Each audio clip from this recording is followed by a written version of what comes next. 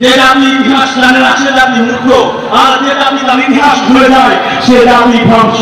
এই বক্তব্যের মধ্য দিয়ে আমি যত বস্তুবাদী রাজনৈতিক দল রয়েছে যারা ক্ষমতার জন্য সব করেছে, যারা নিজেকে ক্ষমতার মস্তরের কাছে মনে করছে, তাদেরকে হুঁশিয়ারি দিয়ে বলতে চাই যে জাতি তার ইতিহাস জানে না সে জাতি মূর্খ, যে জাতি তার ইতিহাস ভুলে যায় সে জাতি ধ্বংস। বাংলাদেশের মানুষের ইতিহাস সংগ্রামের ইতিহাস, বাংলাদেশের মানুষের ইতিহাস আন্দোলনের ইতিহাস, যে বাংলাদেশের মানুষের ইতিহাস আধিপত্য পাওয়ার রূপে হওয়ার ইতিহাস। আমরা 1947 সালে ব্রিটিশদের আধিপত্য রূপে কেড়ে নিয়েছি। 1971 সালে পাকিস্তানের আধিপত্যকে দূর করে দিয়ে পাকিস্তানকে রেস্টোর করেছি। 1990 সালে স্বৈরাচারের সাথে আদর্শকে রুখে দিয়েছি। সেই সালে 2024 সালে আমরা ফ্যাসিস্ট আওয়ামী দুঃশাসনের ইতিহাস, আওয়ামী দুঃশাসনের আধিপত্যকে এই বাংলা জমিন থেকে উদ্ধার করেছি। সুতরাং যারা ক্ষমতায় আসবেন ভেবে চিনতে আসবেন, জনগণের কল্যাণ সাধন করবার জন্য আসবেন, মানবতার জন্য আসবেন, সামাজিক সুবিচার করতে আসবেন, সামাজিক মর্যাদা মানুষের উদ্ধার করতে আসবেন। নিজের পকেট ভারী করবার জন্য আসবেন না, নিজের আখের ঘোষাবার জন্য আসবেন না। যারা ক্ষমতায় এসেছিল নিজের আখের ঘুষিয়েছে, ফ্যাসিবাদ কায়েম করেছে, ফ্যাসিবাদ কায়েম করেছে, স্বার্থ হাসিল করেছে, স্বজনপ্রীতি করেছে, ইতিহাস তাদেরকে ক্ষমতা নাই। আজকে তাদের ইতিহাস বঙ্গোপসাগরে নিক্ষেপিত হয়েছে। কথা বলেন ঠিক কিনা? মহাজন হাজরিন, আসুন আমরা দেখি যদি আমাদের খেলাফত প্রতিষ্ঠা হয়, আল্লাহর সঙ্গে আল্লাহর প্রেম প্রতিষ্ঠা হয়, ইসলামের কালিমার পতাকা উন্নত হয়, তাহলে আমাদের কি ফায়দা? আমরা রংপুর দেখেছি, ধানুশিস দেখেছি, নৌকা দেখেছি, দাঁড়িপাল্লার মধ্যে দেখা শেষ।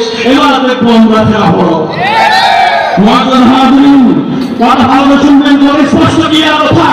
যদি বাংলার জমিনে খেলাফত প্রতিষ্ঠা হয়, সুর ঘুষ বাংলার জমিন থেকে বিতাড়িত হয়ে যাবে। কথা বলেন ঠিক কিনা? যদি বাংলার জমিনে খেলাফত প্রতিষ্ঠা হয়, ধর্ষণ, চাঁদাবাজি, রাহাজানি, ডাকাতি দূর হয়ে যাবে। কথা বলেন ঠিক কিনা? যদি বাংলার জমিনে খেলাফত প্রতিষ্ঠা হয়, বাস্তবে মানুষ আর কুকুরে খাতুনে বাড়াই করতে হবে না। কথা বলেন ঠিক কিনা? যদি বাংলার জমিনে খেলাফত প্রতিষ্ঠা হয়, ওই হাসপাতালের বেড়ে মানুষ আর কুকুর একসঙ্গে শুয়ে থাকতে হবে না। কথা বলেন ঠিক কিনা?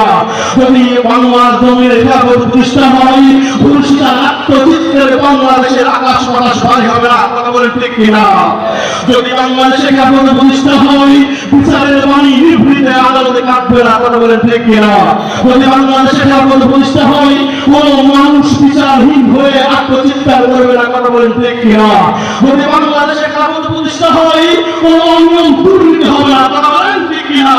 মুআজ্জাজ হাজরিন, ঐক্য, সৌহার্দ্য, সম্প্রীতি, ভ্রাতৃত্ববোধ যদি প্রতিষ্ঠা করতে চান, খেলাফতের বিকল্প নাই। আমাদের যে মুক্তিযুদ্ধ হয়েছিল সাম্য, মানবিক মর্যাদা, সামাজিক সুবিচারের ভিত্তিতে আমরা মুক্তিযুদ্ধ করেছি। ৫৩ বছর পিছনে ফেলেছি, আমাদের মর্যাদা উন্নত হয় নাই, আমাদের সামাজিক মর্যাদা, সামাজিক মর্যাদা প্রতিষ্ঠিত হয় নাই, আমাদের রাষ্ট্রের মর্যাদা প্রতিষ্ঠা হয় নাই। আমরা চারদিকে শুধু বৈষম্য দেখেছি, সাম্য দেখি নাই, আমরা দুর্নীতি দেখেছি, অনিয়ম দেখেছি, ক্ষমতা রক্ত দেখেছি, হাত পড়া দেখেছি। কখনো শাসকদের চোখে ভালোবাসা দেখি নাই, কখনো শাসকদের চোখে আমরা স্নেহ দেখি নাই, কখনো শাসকদের মুখে আমরা কখনো ভালোবাসার কথা শুনি নাই। আমরা শুধু শুনেছি রিমান্ড, আমরা শুনেছি জেল, আমরা শুনেছি গুম, আমরা শুনেছি ধর্ষণ, আমরা শুনেছি রাহাজানি, আমরা শুনেছি চাঁদাবাজি, আমরা শুনেছি শুধু টেন্ডারবাজের কথা।